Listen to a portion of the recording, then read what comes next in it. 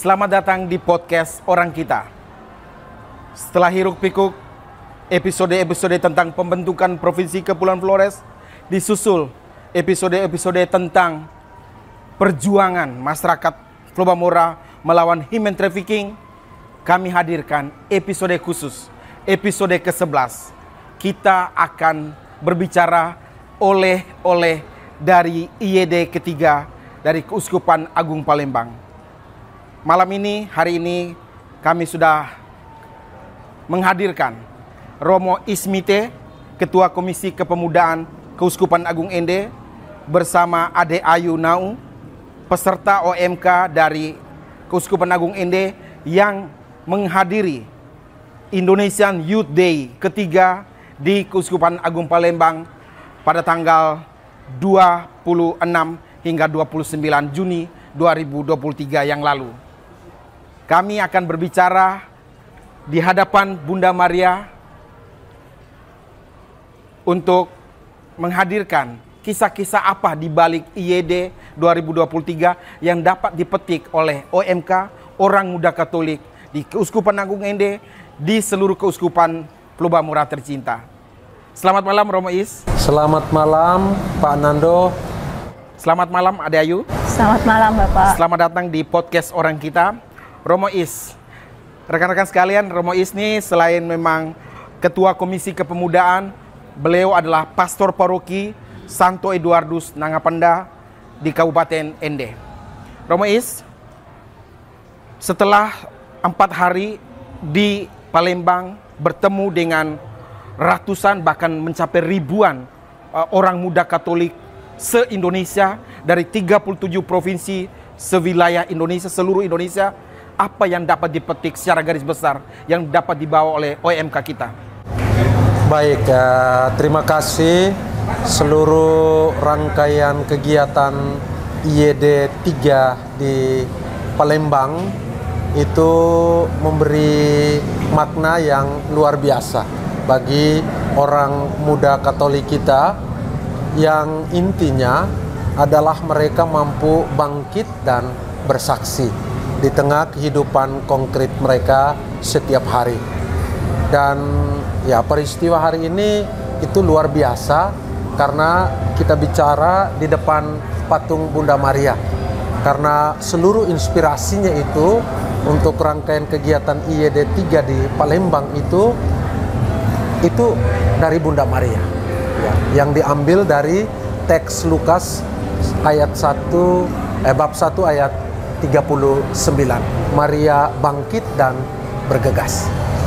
Maria bangkit dan bergegas. Artinya kita menyerukan OMK untuk bangkit dan bergegas. Ya. Apa saja makna bangkit dan bergegas bagi para OMK kita, Romo? Jadi maknanya itu sekembalinya dari rangkaian kegiatan IYD 3 Palembang, mereka harus tetap menjadikan Bunda Maria sebagai tokoh model iman mereka untuk seperti Maria.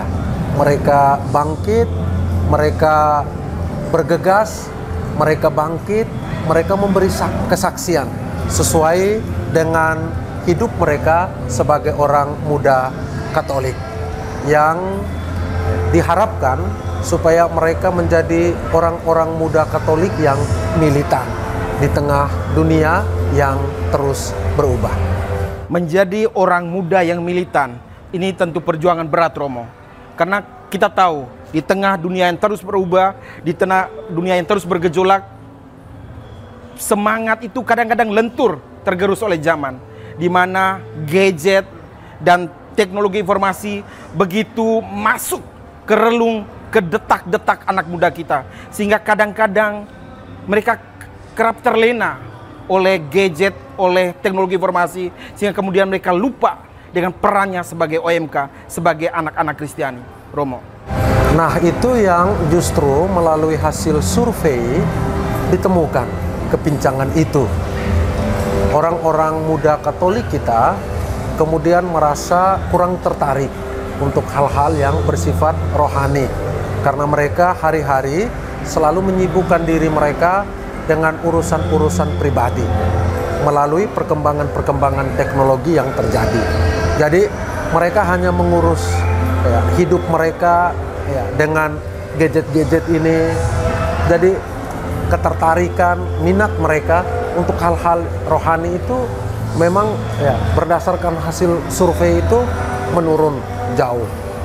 Karena itu dibuatlah IYD 3 untuk ya, merangkul kembali mereka, memahami jati diri mereka, lalu menimba inspirasi dari Bunda Maria sendiri agar mereka bisa bangkit dan bisa memberi kesaksian dalam hidup harian mereka.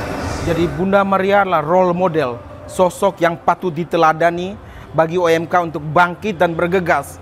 Tentu saja bergegas untuk masuk ke ruang-ruang rohani, masuk ke jagat spiritual, sedikit meninggalkan ruang-ruang fana di mana gadget menjadi begitu marak, begitu melingkupi mereka. Kita tahan sejenak, Romo. Saya beralih ke Ayu.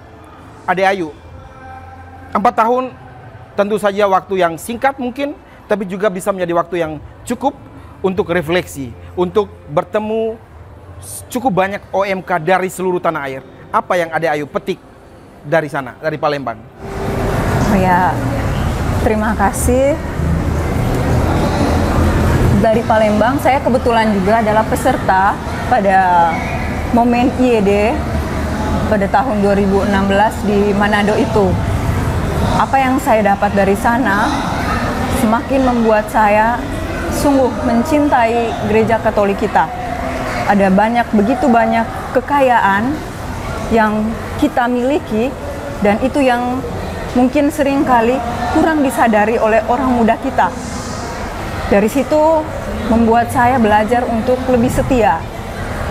Dalam prosesnya saya sebagai OMK dan juga akhirnya memberi diri terlibat sebagai yang mendampingi OMK, meskipun usia saya juga masih dalam kategori OMK, karena kalau kita sesuai dengan konsep KWI ya Romo, untuk OMK itu usianya mulai dari 13 tahun sampai dengan 35 tahun. Dia adalah dibaptis secara Katolik dan belum menikah, melibatkan diri sebagai orang muda Katolik. Lalu untuk Palembang sendiri, untuk saya begitu cepat ya waktu yang dinanti untuk kita IYD Manado kemarin 2016. Harusnya sekitar tahun 2020-2021 sudah selenggarakan IYD berikut. Tetapi karena kondisi COVID, pandeminya yang menyertai, semua hal itu menjadi tertunda. Dan pada kesempatan saat ini, ketika diselenggarakan untuk IYD di Palembang ini, kami dari Keuskupan Agung Ende benar-benar antusias. Kami merasa ini bukan momen yang sekedar euforia, sekedar adalah perjumpaan yang heboh semata, tetapi ada lebih dari itu. Kami ingin membawa OMK kami mengalami perjumpaan yang selama ini mereka hanya dalam lingkup yang lebih kecil, dalam skala keuskupan, dalam skala paroki. Tetapi dengan momen perjumpaan orang muda se-Indonesia ini, mereka akan belajar lebih banyak, ya termasuk saya sendiri, belajar lebih banyak dari teman-teman OMK dari seluruh keuskupan ini. Teristimewa untuk momen kegiatan IYD ini, ada 3 tahapan yang kita lalui ya Romo. Ada momen pra-IYD sampai dengan perayaan puncaknya yang diselenggarakan di Palembang 26 Juni sampai dengan 30 Juni kemarin, dan juga pasca IYD seperti itu. Kalau untuk saya sendiri, Keuskupan Palembang menyelenggarakan kegiatan IYD Palembang ini bersama dengan Komisi Kepemudaan KWI, benar-benar mempersiapkannya secara baik, mengikuti situasi apa yang sebenarnya dibutuhkan gereja kita saat ini untuk pelayanan pastoral terhadap orang muda kita. Kita menemukan formula apa nih? Oh ternyata maka adalah dilakukan survei terhadap orang muda, dan bagi saya ini sangat memperkaya baik mungkin untuk Komisi Kepemudaan KWI sendiri, teristimewa juga memperkaya keuskupan-keuskupan yang ada di wilayah Indonesia ini. Bagaimana tidak? Karena mungkin dari sedikit hasil survei yang ada ini, ternyata kita menemukan bahwa untuk tentang militansi OMK ini terhadap imannya, terhadap ajarannya, ada 3 hal yang ditunjukkan. Yang pertama itu adalah pengetahuan iman dia. pengetahuan iman dia. Lalu yang kedua itu adalah cara dia memaknai peribadatannya sendiri, tentang aktivitas berdoa di gereja, berdoa rosario dan lain-lain. Lalu yang ketiga tentang bagaimana dia berkomunitas dengan orang lain, keluar dari dirinya dan aktif. Untuk saya poin yang sangat menyentuh itu adalah pembahasan dan agenda tentang survei militansi OMK ini. Ini menemukan bahwa kita menemukan, oh inilah mungkin gambaran kenapa ada situasi-situasi di paroki kita, di keuskupan yang umumnya terjadi dalam pendampingan pastoral orang muda. Dari Komkep KWI mencoba menyiapkan suatu momen ini dan kami bersyukur sekali ada terlibat bersama melalui forum FGD, Focus Group Discussion, bersama dengan teman-teman dari keuskupan lain di mana kami tersebar. Yang menariknya ini Pak, karena OMK yang mengikuti ini kan rentang usianya bervariasi dari 13 tahun sampai dengan 35. Pola pikir, cara pandang, situasi zaman yang dialami dari beberapa generasi ini nih sangat memperkaya. Oke Ade Ayu, saya coba merangkum sebentar apa yang tadi disampaikan. Survei militansi keimanan OMK. Tadi yang pertama adalah pengetahuan akan imannya. Kemudian kedua, bagaimana dia mengetahui tata perayaan dalam peribadatan dan seluruhnya, termasuk di dalamnya Ekaristi tentu saja. Yang ketiga adalah bagaimana dia berkomunitas. Dari 3 komponen itu, seberapa militansikah OMK Keuskupan Agung Ende dalam pandangan survei tadi, dan bagaimana Ade Ayu melihat dalam keseharian OMK kita Keuskupan Agung Ende? Jika secara hasil survei, pengetahuan iman kita baik sekali. Dia ada pada titik yang paling tinggi, lalu seimbang antara peribadatan dengan cara hidup, berkomunitas dengan orang lain, terutama dengan orang-orang yang berbeda. Seperti itu. Kalau untuk kami Keuskupan Agung Ende sendiri, jika saya keliru, Romo mungkin bisa menambah lagi. Untuk saya, pengetahuan iman kami sudah lebih dari cukup juga. Ya, bagaimana kami mengetahui bahwa ini ajaran iman kita dengan dogmanya, dengan ajaran tradisi gereja yang ada tentang sakramen, penghayatannya dan lain-lain. Pengetahuan iman kami juga tinggi.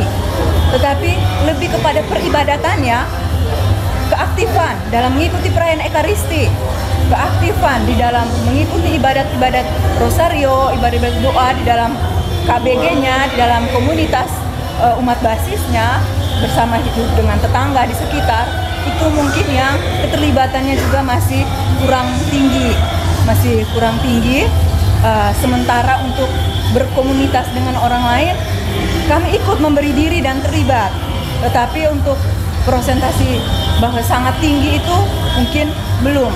Kami sebatas masih menghadiri acara-acara yang teman-teman adakan, tetapi kami juga ikut bersama dalam rangkaian kegiatan, mengamankan juga kalau misalnya ada perayaan-perayaan khusus di teman-teman yang beragama lain punya acara, kami juga ikut hadir di sana, ikut terlibat. Tetapi untuk kalau mau bilang presentasi yang sangat tinggi mungkin belum banyak.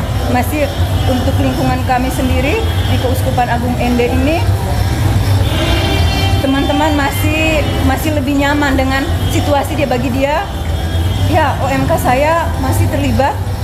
Yang penting saya sudah memberi diri sebatas lingkungan saya sendiri ini. Itu mungkin masih ya seperti itu. Baik, Ade Ayu, kita beralih ke Romo Is. Romo Is, tadi tantangan disampaikan Ade Ayu bahwa OMK kita secara umum di seluruh keuskupan dengan hasil survei tadi, pengetahuan akan imannya sudah cukup baik. Artinya bagaimana dia tahu dogma-dogma Katolik, bagaimana dia bergereja dan lain. Tapi kemudian itu tidak dibarengi atau tidak diikutkan dengan keterlibatan aktif dalam tata perayaan Ekaristi, ibadat-ibadat di lingkungan, komunitas umat basis. Apa yang terjadi dengan OMK kita atau apa yang terjadi dengan umat-umat kita secara umum, Romo Is sebagai ketua komisi maupun sebagai pastor paroki? Baik, sebetulnya tentang ini tadi sudah disampaikan oleh Ayu ya. Ada jurang yang tercipta antara bagian pengetahuan dan bagian keterlibatan yang sebetulnya itu merupakan satu kesatuan. Ya, apalah artinya sebuah pengetahuan kalau itu tidak diimplementasikan dalam keterlibatan ya. Nah, karena itu ya, setinggi apapun pengetahuan tentang iman yang mereka punyai, tapi kalau itu tidak diimplementasikan dalam keterlibatan, itu tetap ada jurang yang tercipta. Dan sebetulnya hasil survei itu membenarkan juga apa yang menjadi temuan Muspas ke-8 ya, Keuskupan Agung ND terkait dengan orang muda Katolik kita. Mereka kemudian menjadi ya, merasa kurang menarik untuk hal-hal yang bersifat rohani. Dan kalau toh mereka terlibat, itu tidak dengan sepenuh hati, tidak dengan sepenuh jiwa raga. Penyebab utama apa kira-kira menjadi teman-teman muda kita, OMK kita menjadi sedikit melihat bahwa hal-hal rohani ini hal-hal yang udahlah baby boomer sajalah, orang tua sajalah, ibu-ibu sajalah. Kami agak ke belakang dulu. Kira-kira penyebab utamanya apa, Romo? Mungkin pengaruh perkembangan dunia ya, perkembangan teknologi, sehingga mereka merasa ya segala sesuatu yang disiapkan oleh dunia itu mempermudah mereka untuk segala macam urusan, sehingga ada gejala untuk menempatkan yang rohani itu sebagai yang kedua, bukan yang prioritas. Dan ketika kita dalam rangkaian kegiatan IYD, justru ini yang kita temukan. Maka kita akan mengarahkan orang muda Katolik kita melalui kegiatan-kegiatan, program-program kerja di tingkat keuskupan yang bisa mengarahkan mereka, membentuk mereka menjadi orang muda yang militan dalam iman. Berarti itu ada keseimbangan antara pengetahuan iman yang mereka miliki dan pengetahuan itu kemudian mereka wujud nyatakan dalam keterlibatan, baik untuk perayaan Ekaristi maupun untuk siara-siara ataupun doa-doa rosario yang terjadi di komunitas-komunitas basis yang ada di tempat mereka hidup. Sebab iman tanpa perbuatan adalah mati, kata Rasul Yakobus. Jadi Romo Is mau mengatakan bahwa dalam hal-hal tertentu OMK harus tidak segan-segan untuk tinggalkan gadget, baca Alkitab, tinggalkan HP misalnya, baca Alkitab, merenung kitab suci, dan kemudian memaknai imannya, lalu berpartisipasi dalam komunitas umat basis, dan pada akhirnya bergerak ke komunitas, mewujudkan imannya itu dengan tindakan kasih. Romo? Ya, kira-kira begitu yang kita harapkan. Maka arah dari seluruh rangkaian kegiatan IYD 3 ini kan menjadikan gereja yang vital, yang hidup, dan gereja yang viral, yang menarik untuk berjalan bersama membangun bangsa kita tercinta ini. Betul, Romo. Jadi podcast orang kita selain menghadirkan isu-isu kebangsaan, isu-isu humanisme, kami sedari awal sudah menyadari bahwa platform digital ini juga menyuarakan nilai-nilai Kristiani yang diimani, diyakini lebih dari 90% masyarakat Subamora. Tentu saja kami tidak menafikan teman-teman Muslim, Hindu, Buddha, Protestan, Konghucu, dan lain-lain, tapi kami melalui podcast ini juga menghadirkan nilai-nilai untuk kita bicarakan, nilai-nilai Kristiani. Podcast kali ini yang pertama kami berbicara tentang nilai-nilai Kristiani. Adik Ayu, optimis atau pesimiskah melihat OMK kita di tengah tantangan zaman perubahan yang luar biasa, lalu hasil survei tadi, sehingga kemudian apa Adik Ayu melihat itu? Optimis atau pesimis? Seperti apa? Dari saya optimis. Gereja memberikan ruang, mempersiapkan secara baik, menyadari ada situasi yang masih kurang di dalam pendampingan orang muda ini. Maka gereja juga mencoba menemukan formula itu melalui berbagai cara. Termasuknya adalah salah satu perkumpulan orang muda terbesar ini. Hal-hal dikemas secara baik, bagaimana kita diisi, diberikan materi, pembekalan-pembekalan dari para narasumber yang sudah berhasil melalui tahap proses dari orang muda menjadi seseorang yang lebih baik lagi dari tahap sebelumnya. Itu ada beberapa narasumber yang luar biasa, dan itu artinya kita dibekali. Lalu sudah seperti itu, rangkaian kegiatan yang dikemas juga ya sangat menarik karena apa? Mengisi jiwa orang muda di situ. Saya juga menyaksikan melalui Saya rasa monoton dokumentasi dan dari lain-lain. acara IED ketiga cukup bagus ya, melalui YouTube. Hal itu sungguh berhasil merebut hati teman-teman muda. Mereka sampai bertanya, kakak-kakak, teman-teman baik panitia maupun peserta, kegiatan kita 4 hari di Palembang itu terlalu cepat. Banyak hal yang sudah masih bisa kita gali. Kebetulan kami, yang kalau saya sharing sedikit ya Pak, di kelompok kami, waktu untuk perjumpaan bersama tiap kelompok itu hanya 2 hari. Kelompok itu kami disebar dari berbagai keuskupan terlebur dalam satu kelompok. Waktu untuk bersama kelompok kami itu hanya 2 hari. Tetapi karena waktu itu dirasa masih sangat terbatas. Ketika acara bersama kelompok secara jadwal panitia selesai, esoknya hari keempat kegiatan, kami harus sudah kembali kepada kontingen keuskupan kami untuk refleksi bersama, untuk RTL secara pribadi dan juga RTL secara keuskupan. Mengingat jadwal itu, teman-teman kami dalam sekelompok, kakak, waktu kita sangat kurang. Kita tambah waktu yuk, mari kita sharing lagi. Ingin lebih dengar, lebih jelas lagi, memperkaya paroki kakak di sana apa yang dilakukan untuk OMK-nya, dan ternyata menarik sekali. Saya sendiri bertemu dengan teman-teman dari OMK paroki, dari Katedral Bandung, lalu dari Ketapang, lalu dari Surabaya, dari Jakarta. Tuh kami saling memperkaya. Oh ternyata di keuskupan kalian yang di kota ini mengalami yang sama. Tadi seperti Bapak bertanya kepada Romo, kira-kira apa yang membuat militansinya seperti itu? Kami menemukan kalau versi kelompok kami, rasa malas. Pengaruh dunia digital tadi membuat anak itu nyaman dengan dunianya sendiri. Apakah hanya dunia digital atau ada, kalau saya melihat dalam perspektif kami sebagai, ya saya sudah orang tua, memiliki anak umur 14-15 tahun, dunia sekarang adalah penuh dengan selain digital yang sangat melingkupi anak-anak muda, tapi juga hedonisme. Kenikmatan dunia, pesta-pesta berlebihan. Ada ungkapan bahwa di Flobamora, di Flores, di Timor, di Rote, di Sabu, di Sumba, di Alor itu terlalu banyak pesta. Bagaimana Ade Ayu melihat? Nanti saya tanyakan Romo. Perlu pesta atau seperti apakah pesta yang tepat diramu sehingga kemudian OMK kita tidak menjadi terlarut di dalamnya sehingga nilai-nilai Kristianinya tetap diutamakan? Bagi saya, pesta itu tetap perlu.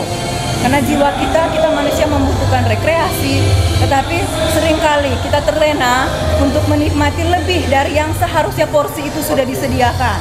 Tapi ada jam-jamnya ya? Iya, seperti itu. Misalnya kita memang seringkali manusia itu sudah terlena dengan bagian yang sangat nikmat, kita lanjutkan terus, maunya tidak berhenti. Padahal efek-efeknya itu banyak, kerumunan kesehatan dan segala macamnya itu pasti ada. Betul. Tetapi apalagi kalau misalnya kalau kita sebagai orang Timur, pesta itu kan sebenarnya bagian dari ikatan kekeluargaan yang kita rayakan secara bersama-sama. Tapi alangkah baiknya jika pada momen-momen pesta itu juga, itu tadi ya, kita terukur. Oh pada waktunya kita harus berhenti, mari kita berhenti pada waktunya kita ya. Dan jadi ada work hard, pray hard, play hard. Jangan hanya work hard dan play hard, tapi pray-nya juga hard ya. Berdoanya juga harus keras ya. Romo, bagaimana lihat anak muda doyan sekali pesta? Orang tua pun sama ya, tapi tentu saja bahwa kita punya pandangan manusia adalah homo faber, makhluk bekerja, tapi juga homo ludens, makhluk untuk bermain. Bagaimana menyeimbangkan homo faber dan homo ludens dalam konteks pesta? Sebetulnya ini masih ada kaitannya dengan survei menyangkut militansi iman, ya. Itu sebetulnya kata kuncinya, ya. Karena kalau kita sudah sampai pada titik militansi iman, maka kita tidak mencemaskan lagi hal-hal yang ke bawahnya, ya. Asik. Saya suka sekali. Kalau kita sudah kuat militansi imannya, apapun yang ada di depan kita, mau gadget, mau pesta berlebihan, kita bisa katakan tidak pada waktu itu. benar, Ya. kita tahu Ya. prioritas mana. Makanya apa yang tadi ditanyakan itu sebetulnya menjadi tantangan besar, ya. Tidak hanya untuk gereja Indonesia, tapi juga untuk gereja Keuskupan Agung Ende. Dan gejala itu sangat kuat, ya. Orang muda kita terjebak sebetulnya dalam euforia yang berlebihan, ya. Padahal melekat pada diri mereka identitas kekatolikan, dan itu yang harus mempengaruhi seluruh gerak kehidupan mereka, termasuk dengan urusan pesta-pesta. Sekarang kalau kita bertanya, siapa yang kemudian bertanggung jawab dengan itu? Kan ya, kami dalam FGD itu ada teman-teman yang men-sharingkan menurut saya sangat bagus. Karena para pendamping pun kemudian diajak untuk terlibat, berproses bersama dalam diskusi. Ada yang menyaringkan begini, dia bilang semuanya itu kembali kepada diri kita sendiri sebagai orang muda Katolik. Ya, kita harus menerima diri kita apa adanya. Karena hanya dengan jalan itu kita akan ya dimampukan sebetulnya untuk menghadapi setiap tantangan, setiap kesulitan yang kita alami dalam hidup kita sebagai orang muda Katolik. Ya, tadi ya sudah ditanyakan soal ya, pesimis atau optimis. Ya, kalau saya sendiri saya optimis. Ya, ya mungkin ini terlalu subjektif ya. Tapi saya ini yang berproses sejak awal mendampingi orang muda Katolik yang ikut dalam kegiatan IYD 3. Dan kepada Bapak Uskup pun saya sudah sampaikan bahwa anak-anak orang muda Katolik Keuskupan Agung Ende yang kita bawa untuk ikut terlibat dalam IYD 3, mereka ini sebenarnya sudah siap untuk bersaksi. Dan militansi mereka itu ya sudah kita uji dalam tahapan-tahapan pra-IYD yang kami lakukan sebelum kami menuju ke Palembang untuk mengikuti rangkaian. Saya sangat berharap supaya teman-teman yang mengikuti kegiatan IYD 3 Palembang, khusus yang dari Keuskupan Agung Ende, harus menjadi garda terdepan. Ya, menimba inspirasi dari Bunda Maria, kemudian kita meresapkan ke dalam diri dan mempengaruhi teman-teman kita. Sekurang-kurangnya untuk mereka tetap berjalan pada rel yang benar secara iman. Sehingga itu tidak hanya diukur dari sisi pengetahuan, tapi juga tentang keterlibatan mereka dalam hal-hal rohani. Romo, nanti saya akan tanyakan closing statement. Tapi saya mau sampaikan dulu. Flomomora, Flores, Sumba Timur Alor, atau Nusa Tenggara Timur sejatinya memiliki beberapa keuskupan. Keuskupan Agung Ende, Keuskupan Agung Kupang, Keuskupan Ruteng, Keuskupan Maumere, Keuskupan Larantuka, Keuskupan Atambua, Keuskupan Veetebula, dan Keuskupan Denpasar untuk Regio Nusra. Tentu saja, mohon maaf, tentu saja yang kami bicarakan malam ini tidak hanya untuk Keuskupan Agung Ende konteksnya, tapi oleh-oleh atau nilai-nilai yang dibawa dari Indonesia Youth Day ketiga dari Palembang. Romo, closing statement, apa yang perlu dikemas secara ringkas oleh OMK kita sepulang dari IYD?